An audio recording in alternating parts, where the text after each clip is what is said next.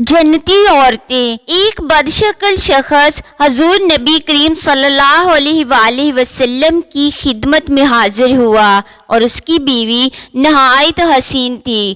آپ صلی اللہ علیہ وآلہ وسلم نے اس شخص سے پوچھا کہ تیری بیوی تیرے ساتھ کیسا برتاؤ کرتی ہے؟ اس نے کہا میری بہت قدر کرتی ہے اور میری بلا اجازت گھر سے باہر نہیں نکلتی، اپنے حسن و جمال کا لحاظ نہیں، میری خدمت کا خیال کرتی ہے۔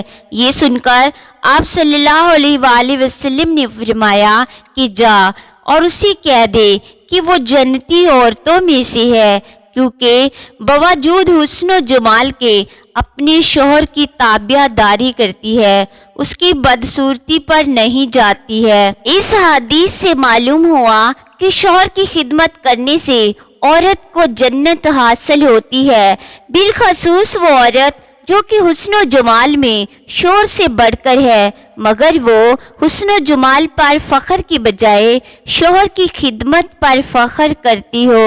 اے اللہ، بے شک میں تجھ سے تیرے علم کے ساتھ بھلائی طلب کرتا ہوں اور تجھ سے تیری قدرت کے ساتھ طاقت طلب کرتا ہوں، اور میں تجھ سے تیرے فضل عظیم کا سوال کرتا ہوں، کیونکہ تو قدرت رکھتا ہے اور میں قدرت نہیں رکھتا، تو جانتا ہے اور میں نہیں جانتا، تو غیبوں کو خوب جانتا ہے۔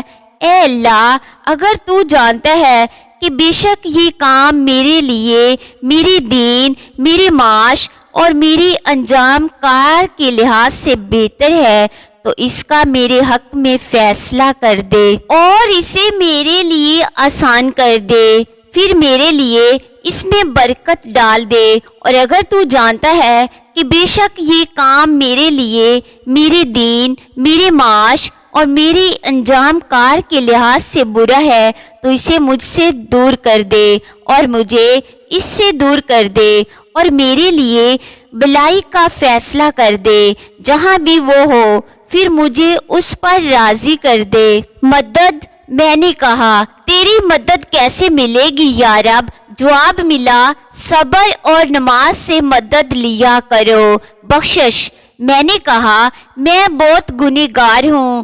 جواب ملا اللہ تعالیٰ کی رحمت سے مایوس نہ ہو، اللہ تعالیٰ سب گناہ بخش دے گا۔ میں نے کہا بہت اکیلا ہوں۔ جواب ملا بے شک ہم تمہاری شاہ رگ سے بھی زیادہ قریب ہیں۔ سکون، میں نے کہا میرے دل کو سکون نہیں ہے۔ جواب ملا بے شک اللہ تعالیٰ کی یاد میں ہی دلوں کو سکون اور اطمینان ملتا ہے۔ میں نے کہا مجھے کوئی یاد نہیں کرتا ہے۔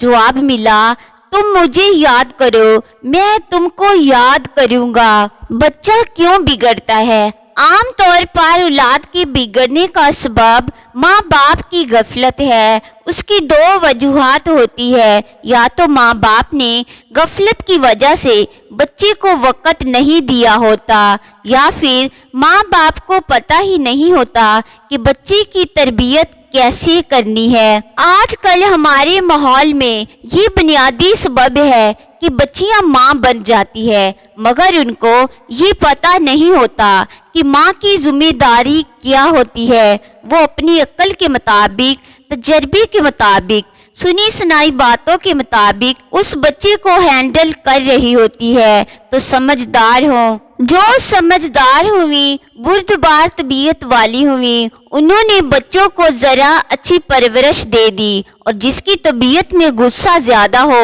اس نے بات بات پر بچے کو جھڑکی دی، کوسنا شروع کر دیا، بد دعائیں دی۔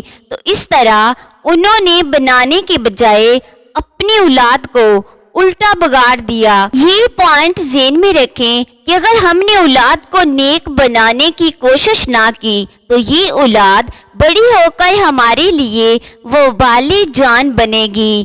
اس لیے علماء نے لکھا ہے جوان ہونے کے بعد اولاد یا ماں باپ کی دوست ہوتی ہے یا ماں باپ کی دشمن۔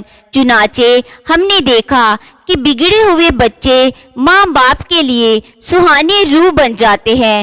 اللہ تعالی ہمیں بھی حسن عمل کی توفیق سے نوازے، آمین۔